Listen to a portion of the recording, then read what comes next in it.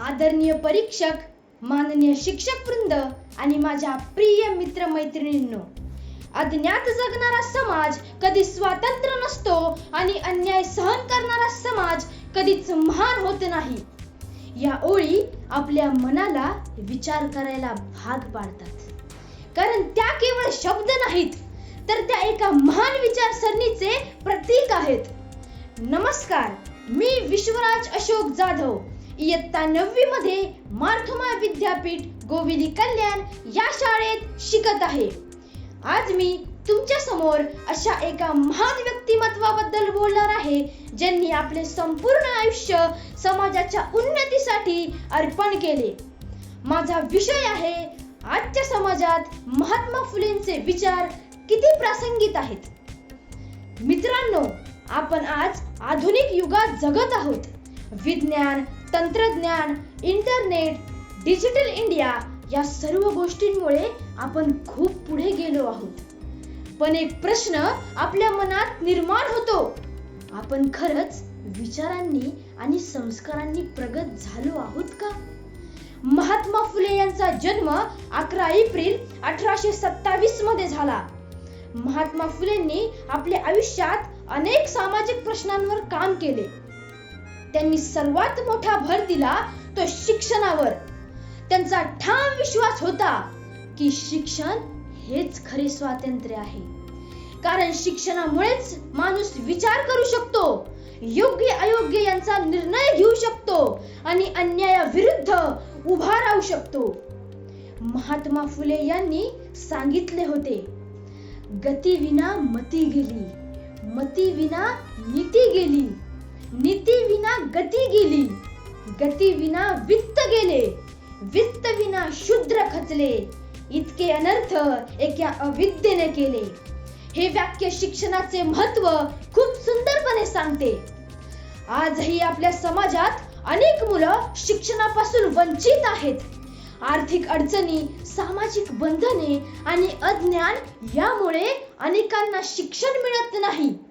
विशेषतः ग्रामीण भागात आणि गरीब कुटुंबामध्ये ही समस्या अधिक गंभीर आहे. यामुळे फुलेंचे शिक्षणाविषयीचे विचार आजही तितकेच महत्त्वाचे वाटतात. फुलेंनी स्त्रियांच्या शिक्षणासाठीही मोठे कार्य केले. त्या काळात स्त्रियांना शिक्षण देणे पाप समजले जात होते, पण फुलेंनी या प्रथेला धैर्याने विरोध केला. त्यांनी आपल्या पत्नी यांच्या सहकार्याने मुलींसाठी पहिली महिला शाळा सुरू केली. हे कार्य त्या काळात क्रांतिकारक होते. आज आपण त्यांच्या प्रगतीबद्दल बोलतो, पण अजूनही अनेक ठिकाणी स्त्रियांना समान हक्क मिळत नाही. काही ठिकाणी त्यांना शिक्षणापासून वंचित ठेवले जाते, तर काही ठिकाणी त्यांच्यावर अन्याय होतो. त्यामुळे फुलेंचे स्त्री समानतेचे विचार आजही तितकेच आवश्यक आहेत. फुलेंनी अंधश्रद्धा आणि अज्ञानाविरोधात कठोर लढा दिला. त्यांनी लोकांना विचार करायला शिकवले, विवेक वापरायला शिकवले. पण आजही आपण पाहतो की अनेक लोक अंधश्रद्धेच्या आहारी जातात. सोशल मीडियावर येणाऱ्या चुकीच्या माहितीवर विश्वास ठेवतात. यामुळे समाजात गैरसमज आणि भीती निर्माण होते. यावरून स्पष्ट होते की फुलेंचा विवेकवादी दृष्टिकोन आजच्या समाजासाठी अत्यंत आवश्यक आहे. आपल्या विधाननिष्ठ आणि विचारमत्व बनवणे ही काळाची गरज आहे. जातीभेद हा आपल्या समाजातील एक गंभीर प्रश्न आहे. जरी आपण समानतेबद्दल बोलतो, तरी प्रत्यक्षात अजूनही एक ठिकाणी भेदभाव दिसतो. लोकांना त्यांच्या जातीवरून ओळखले जाते, त्यांना कमी लेखले जाते. महात्मा फुलेंनी याच अन्यायाविरुद्ध आवाज उठवला होता. त्यांनी सर्वांना समान मानण्याचा संदेश दिला. आजच्या काळातही हा संदेश तितकाच महत्त्वाचा आहे, कारण खऱ्या अर्थाने प्रगत समाज तोच जिथे सर्वांना समान संधी आणि सन्मान मिळतो. आजचा तरुण वर्ग देशाचे भविष्य आहे, पण आजचा तरुण अनेक वेळा मोबाईल, सोशल मीडिया आणि मनोरंजन यात गुंतलेला दिसतो. समाजातील समस्यांकडे दुर्लक्ष करतो. अशा वेळी फुलेंचा संदेश आपल्या जागृत करतो. समाजासाठी काम करा, अन्यायाविरुद्ध उभे राहा, शिक्षण घ्या, इतरांना शिक्षित करा. आज बेरोजगारी, गरिबी, पर्यावरणीय समस्या, स्त्रियांची सुरक्षितता आणि सामाजिक असमानता या अनेक समस्या आपल्या देशासमोर आहेत.